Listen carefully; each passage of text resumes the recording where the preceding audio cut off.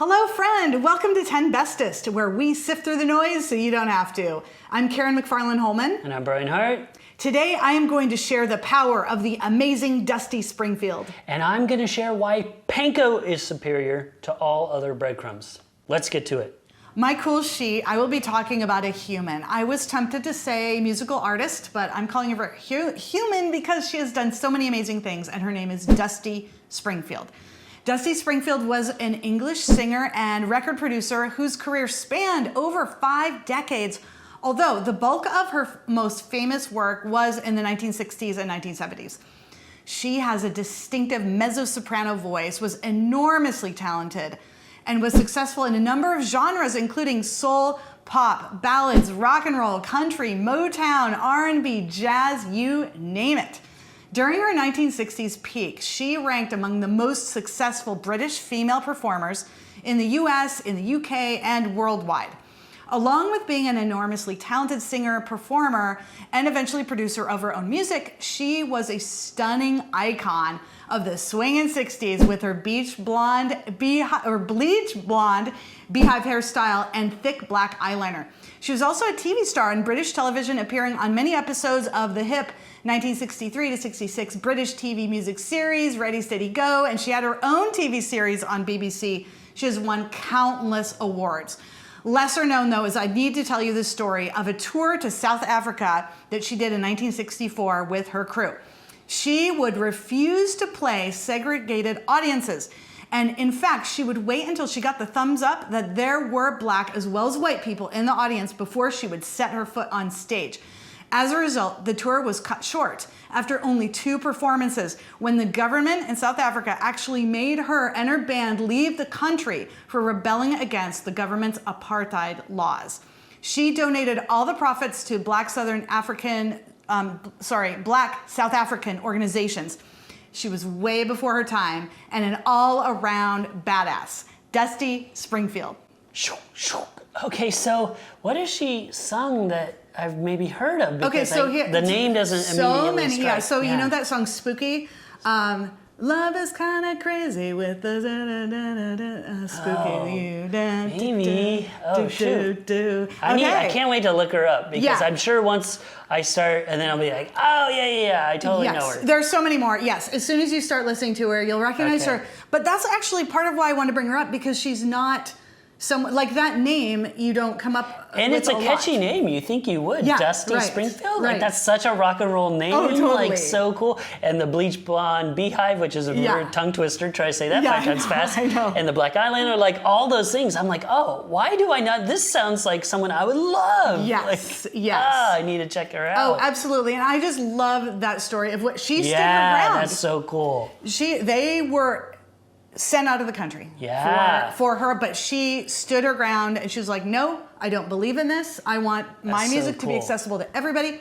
So one of the links is an interview with her bass player. So she passed away in 1999, but her bass player that was on tour told the story about how they had to hit the bricks. Wow. And yeah, just way ahead of her time. How strongly so cool. she felt about that. Yeah, 1964, yeah. Yeah. And what's really cool, so in my investigations of her, I didn't realize this, is that at one point in her life, her partner, her girlfriend, was Norma Tanega, who wrote and performed the song You're Dead, which is the theme song to What We Do in the Shadows, former Cool Sheet. I love how it all ties together. I know. And I love that song. I want to personally learn how to play that song. I've always loved it. So when I saw that, I was like, wow, that is amazing. So cool. Yeah.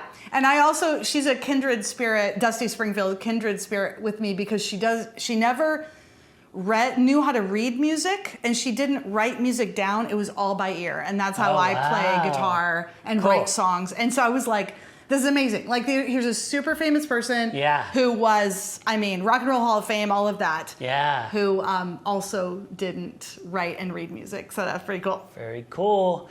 Well, I cannot wait to check her out even further. I'm sure I'll recognize her once I start hearing it, but I'm going to really dive in and check that out. Yeah. So you can find a link to her performing Spooky, the song Spooky, and the interview with her bass player if you go to 10bestest.com/space. Cool. I will check it out. All right. Thank you. Yeah, you're welcome. My cool sheet is going to be a video, and this video is called What is Panko and Why is it so much better than other breadcrumbs? And I really wanted to talk about panko, so I started looking at different videos, and then I found this video, so I'm just kind of plagiarizing Adam Ragusi, but definitely check out his video and let's talk about panko together. So it's a breadcrumb, obviously. From what I just told you, but it also originated in Japan. And now I don't use this enough, but I have always noticed that it produces this super crispy texture when you fry it, or really no matter what you use it. It's way crispier and tastier than normal breadcrumbs, and I never really knew why. And then I found this video and I found out why. That's because the bread is baked by electrical current. This blew me away. It was so cool. So I was immediately hooked. And that's why it differs so much from regular bread that heats in an oven where it's baked from the outside in. This bakes from the inside out. What this does is it doesn't form a crust. So it doesn't really have a hard crust. It's actually kind of jiggly and a little bit fragile. But what this does, it actually makes it have less flavor because it doesn't have that either the Maillard reaction, which we've talked about, or the caramelization. I'm not sure which one it would. I think it would be Maillard because it's a amino acid. But anyway. And it creates this light and airy, and it's also very brittle because it doesn't have this crust, and and also it's brown, so it doesn't have as much flavor, which actually makes it more malleable to all the other flavors. It was originated in World War II by Japanese soldiers who didn't have any ovens with them, and there was a rice shortage, so they hooked up their tank battery and used the electrical currents to bake this bread and make panko. And so that's how, because of that, it has made this amazing product. There's so much to go about this, but I've somehow ran out of time already. Definitely check out panko.